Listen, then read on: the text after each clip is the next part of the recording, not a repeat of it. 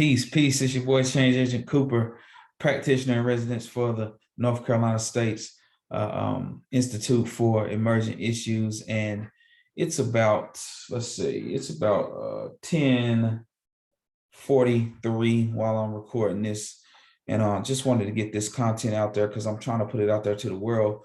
I like special sauce, but I just don't believe in secret sauce. As it relates to the work that we're trying to do to help the people who have been underconnected and overlooked.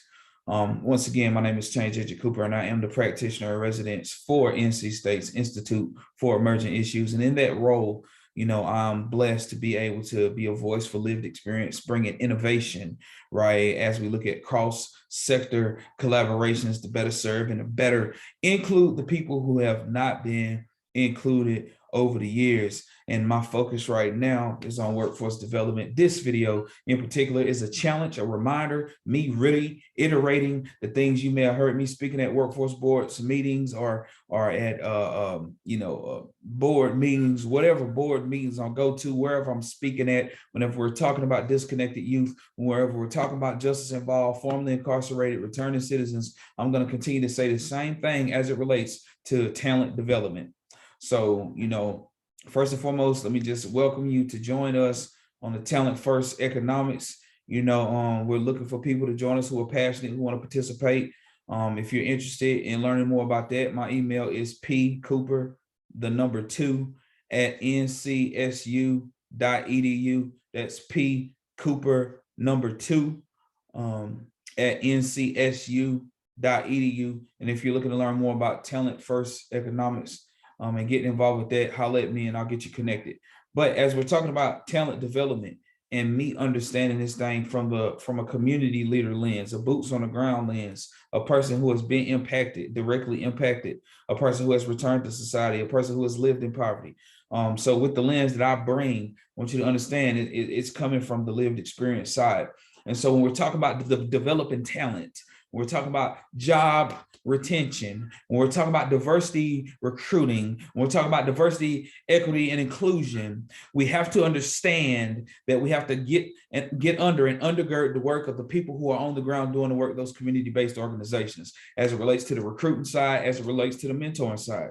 We need the employers, we need the training entities, but we need those people who are developing the person. The folks are not disconnected for no reason. They're disconnected for a reason. They're just as involved for a reason. And we have to understand that addressing the root causes of what got them into the positions that they are in, addressing those root causes is priority if we want to see job retention. It's one thing to help a person get a job. It's another thing to help a person keep a job. And what are these things? Because I don't want it to just be all theory, because it ain't just theory.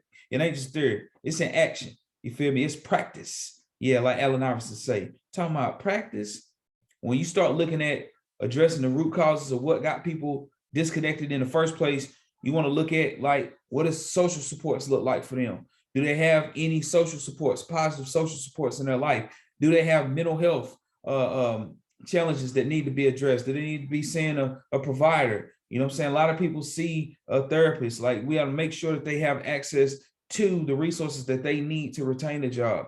You also want to look at, like, if they are just as involved, are they attending any type of support groups? Because it requires a certain type of community to hold them accountable. And I say them because I'm a part of them. I get it. It took me being held accountable by somebody who had been in my shoes before. Not saying that there other people don't play a role, not saying that the employer and the supervisors and the coaches at the community colleges, for the community colleges, they have those, not saying that those people don't play a major role, but it's magical whenever you get that lived experience involved, especially with the recruiting and the vetting. See, we can vet in a way that HR can't do. HR's ethics won't let them vet the way that a person with lived experience can vet. We can really provide our own assessment based off of what it takes to be successful in reentry to determine if we're willing to refer this person or not. You dig? And I have relationships with multiple employers right now who can vouch for this. Like, I can give them the whole ins and outs before I refer a person so that they can have an understanding of what they get. And whenever things get shaky, they can also reach out for us community health workers to check in with the person that we have referred. That's what that accountability look like. That's what that establishing rapport look like. You feel me? And so these relationships are important for the person to be successful. And we have to look at the root causes. We have to look at the root causes. If we are saying we want to include these people who have been disconnected, we want to include these people that have barriers to employment, we want to include these people who for the most part have been overlooked, then you got to be ready to make sure that they're successful when you include them. You feel me? Or you can do harm. You can do harm to your work culture. You can do harm to the person if that person is not prepared to be in the job, in your work environment.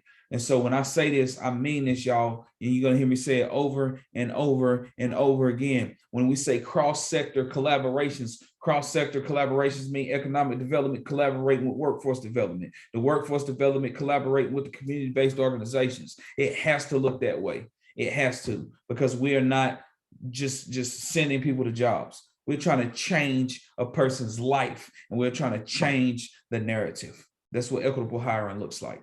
My name is Change Agent Cooper. I'm not the answer, but I'm for that going to show the alternative. And I'm blessed to have this opportunity to do this work under the umbrella of the Institute for Emerging Issues. Cross-sector collaborations is where it's at, baby. It's an ecosystem. You dig? Go Power Rangers. #Megazord. We out.